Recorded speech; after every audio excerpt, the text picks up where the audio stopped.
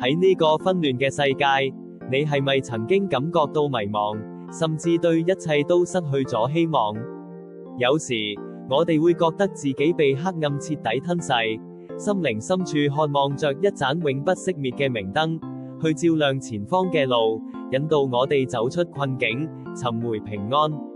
聖經出埃及記27章20節提醒我哋，使燈常明。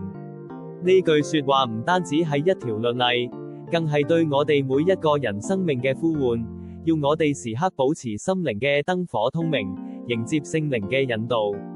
願聖靈嘅光永不熄滅，照亮我哋生命嘅祭壇，並將愛與希望傳遞開去。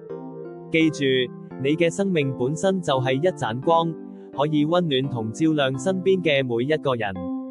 讓呢份愛成為你生命中常明嘅見證。